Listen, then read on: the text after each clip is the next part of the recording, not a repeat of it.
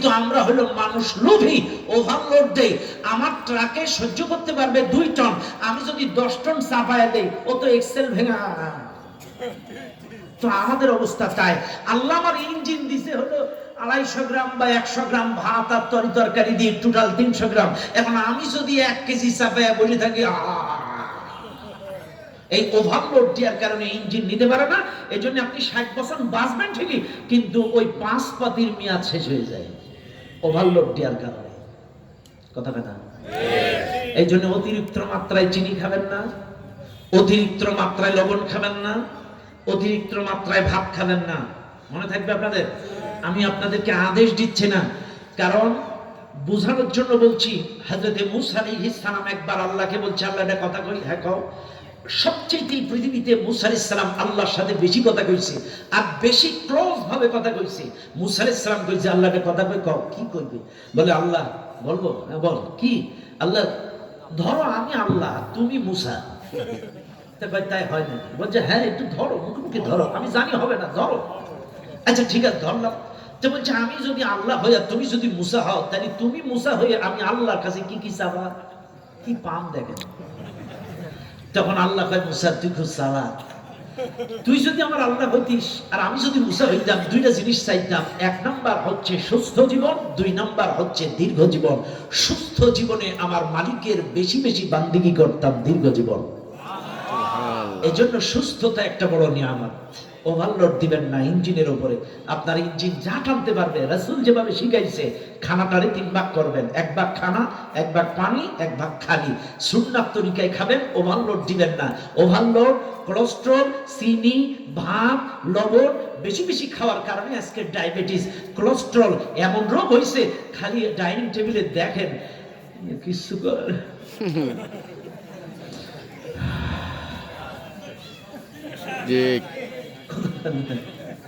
দেখবেন ঠিকই, কিন্তু আফসোস করবেন, কারণ আপনার হায়াত 60 বছর আছে, কিন্তু 5 পাতি ওভারলোড দিয়ে শেষ করে ফেলছে। এই জন্য ওভারলোড দিবেন না। মনে থাকবে আপনাদের, রিজিকের মালিক কে? আল্লাহ। আরো জোরে কে? আল্লাহ। আমি আবারও বলছি, মানুষ খেয়ে মরে না, না খেয়ে মরে না, খেয়েই কিন্তু মরে। কথা বল না কেন? না খেয়ে মরে না, খেয়েই মরে। এই জন্য খাবেন, খান আলহামদুলিল্লাহ, কিন্তু বাইসে খাবেন। মনে থাকবেন ইনশাআল্লাহ। বাইরে আমার কথায় কথা বেড়ে যায়। এবার আসেন 3 নাম্বার প্রশ্ন। হারিস ইবনে হাফসা প্রশ্ন করলেন, ইয়া রাসূলুল্লাহ, আমার 3 নাম্বার প্রশ্ন, আমি বাড়ি থেকে আসার সময় আমার স্ত্রীকে গর্ভবতী অবস্থায় রেখে এসেছি। ইয়া রাসূলুল্লাহ, আমার স্ত্রীকে গর্ভবতী প্রেগন্যান্ট অবস্থায় বাড়িতে দেখে এসেছি। হুজুর আপনি বলেন, আমার স্ত্রীর গর্ভে যে বাচ্চাটা আছে, এই বাচ্চাটা ছেলে হবে না মেয়ে হবে? আপনি একটু বলে দেন। আল্লাহর কোরআন, ওয়ায়ালামু মা ফিল আরহাম, মায়ের রেহেমের ভেতরে 1 ফোঁটা পানির ভেতরে সন্তানটা যখন দাঁড়ায়, ওই সন্তানটা ছেলে না মেয়ে আল্লাহ ছাড়া এই পৃথিবীর কোন মানুষ বলতে পারে না।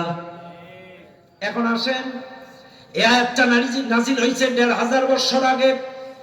সেই জামানায় আল্ট্রাসোনোগ্রাম ছিল না, এক্স-রে মেশিন ছিল না, আধুনিক কোন প্রযুক্তি ছিল না।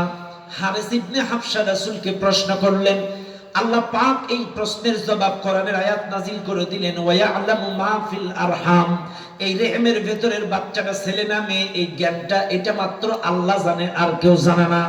এইবার আসেন, কিন্তু মনে রাখবেন, আল্লাহ যেভাবে নাজিল করছে এটা পরিবর্তন করার ক্ষমতা এই পৃথিবীর কারণ নাই। কিন্তু যারা মুফাসসির, যারা মুহাক্কিক, মুদাক্কিক, আলেম, তাহকিক, তারকিব বুঝে, কোরআন বুঝে, এরা কিন্তু অবশ্যই সমসাময়িক সমস্যার আলোকে তাফসীর করা উচিত। কারণ 1500 বছর আগের পরিবেশ, স্থানকাল, পাত্র, সময়টা ছিল একরকম, আর 1500 বছর পরে এখনকার পরিবেশ, পরিস্থিতি, সিস্টেম হলো একরকম। 1500 বছর আগে আল্ট্রাসোনোগ্রাম ছিল না, কিন্তু এখন আল্ট্রাসোনোগ্রাম মেশিন বার হইছে। সেদিন একটা প্রোগ্রামে গেলাম, এক হসপিটালের উদ্বোধনী অনুষ্ঠান। এই জায়গায় গেলাম, ওই হসপিটালটার নাম হলো ব্লিস হসপিটাল। ব্লিস হসপিটাল এত আধুনিক হসপিটাল, ওই হসপিটালের এমডি বলতেছে হুজুর আমরা এমন একটা মেশিন নিয়ে আসছি, এমন একটা মেশিন, বাচ্চা যখন গর্ভে আসবে 7 সপ্তাহ বা 8 সপ্তাহ পরে বাচ্চাকে যখন আল্ট্রাসাউন্ড করব, ওই আল্ট্রাসাউন্ড ওই আধুনিক মেশিনের মাধ্যমে বোঝা যাবে বাচ্চাটা বিকলাঙ্গ হবে কিনা, বাচ্চাটার হার্ট ছিদ্র আছে কিনা সেটাও দেখা যাবে। কত আপডেট প্রযুক্তি! ওই বাচ্চাটার হার্ট, অনেক বাচ্চা দেখেন না এখন হার্ট ছিদ্র হয়, অনেক বাচ্চা দেখবেন বিকলাঙ্গ প্রতিবন্ধী হয়, কিন্তু বলতেছে আমাদের এই মেশিনের দ্বারা প্রতিবন্ধী কিনা সেটাও দেখা যাবে, ওর হার্ট ছিদ্র কিনা এটাও দেখা যাবে। হ্যাঁ বলতেছে 8 সপ্তাহ পরে।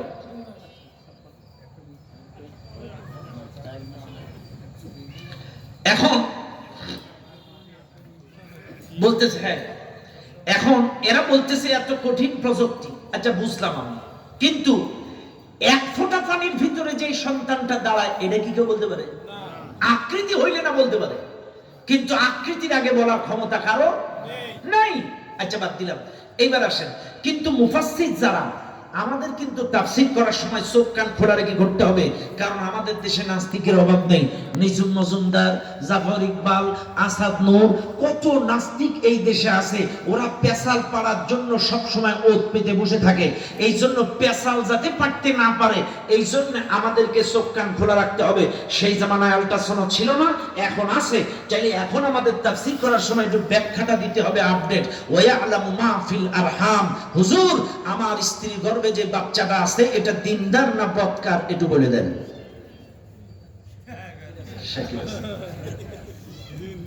যখন আপনি এটা বলবেন তখন আর কিন্তু নাস্তিকেরা পেশাল পাইতে পারবে না। কথা ঠিক আছে না? কথা ঠিক আছে না?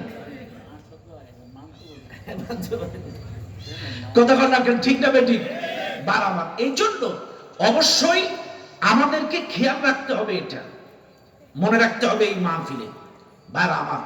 তাইলে 3 নাম্বার, এখন আমার প্রশ্ন, আপনারা যদি বলেন হুজুর স্ত্রীর গর্ভের বাচ্চাটা দিনদার না বদকার আপনি একটু বলে দেন, চাইলে এই দিনদার আর বদকার এটার পার্থক্য আমি একটু আপনাদেরকে বলি। সন্তান, নেক্সট সন্তান আশা করতে গেলে, আমি আবারও বলছি, নেক্সট সন্তান আশা করতে গেলে যুবক যারা আছো অবশ্যই তোমাকে একটা দিনদার মেয়েকে বিয়ে করতে হবে।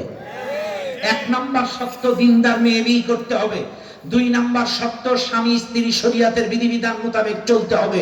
3 নাম্বার সত্য, স্বামী স্ত্রী হালাল খাদ্য খাবার খেতে হবে।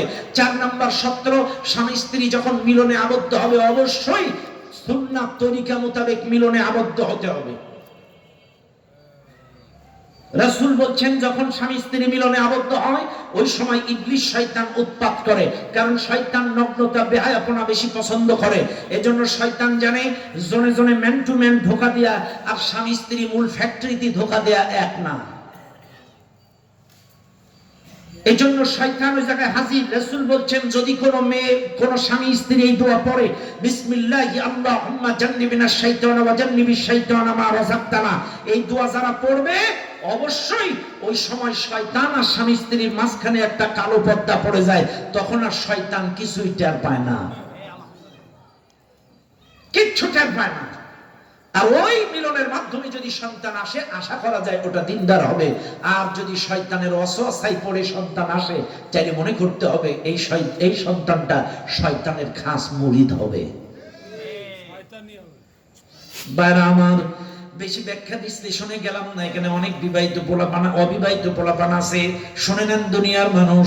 2 নাম্বার প্রশ্নের জবাব, 2 নাম্বার প্রশ্নের জবাব, হারিস ইবনে হাফসা প্রশ্ন করলো ইয়া রাসূলুল্লাহ কখন কোথায় বৃষ্টি বর্ষণ হবে এটা একটু আপনি বলে দেন। এই মাহফিলে যারা আছেন শুনে নেন, আল্লাহ বলেন ওয়া ইউনাজ্জিলুল গায়ব, কখন কোথায় বৃষ্টি বর্ষণ হবে এই বৃষ্টির টাইম টেবিলটা একমাত্র কেবলমাত্র আল্লাহ ছাড়া এই দুনিয়ার কোনো মানুষ জানে না। আবারও বলছি শুনে নেন, বৃষ্টি কখন কোথায় প্রয়োজন, কোথায় প্রয়োজন না আল্লাহ যেখানে প্রয়োজন মনে করে সেখানে দেন, যেখানে প্রয়োজন না সেখানে দেন না।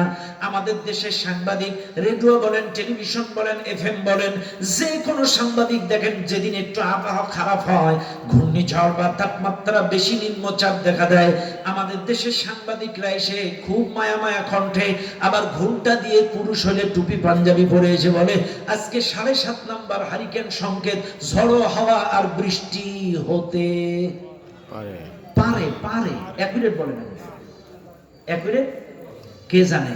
আল্লাহ। কে জানে? এরা কিন্তু অ্যাকুরেট বলতে পারে না। দেখবেন যখন ঝড়টা ঘুরে যায়, বিকেল বেলায় ঘুমটা ফেলে বলে, হ্যাঁ হ্যাঁ সে ঝড় ঘুরে উড়িষ্যায় চলে গিয়েছে, বলে না? চাইলে অ্যাকুরেট বলতে পারেন তিনি কে? আল্লাহ। আল্লাহ। তবে হতাশ হওয়া যাবে না, ভেঙে পড়া যাবে না। আল্লাহ যা করে, অনাবৃষ্টি অতিবৃষ্টি যা আল্লাহ মানুষের জন্য রাখেন, এটা করলাম, অনার্থক অযৌক্তিক কিছু করেন না। হয়তো বা যে ভূমিকম্পটা আল্লাহ দিছে, এটা আমাদের একটা সিগন্যাল দিছে, ফিরে আয়, ফিরে আয়। আল্লাহ একটা সংকেত দিছে, যথেষ্ট হয়েছে, ফিরে আয়, আর গুনাহ করিস না, আর পাপের সাগরে ডুবিস না। হয়তো আল্লাহ একটা মেসেজ দিছে, একটা সিগন্যাল দিছে, ফিরে আয়। কথা না, আল্লাহ সংকেত দিছে, ফিরে আয়।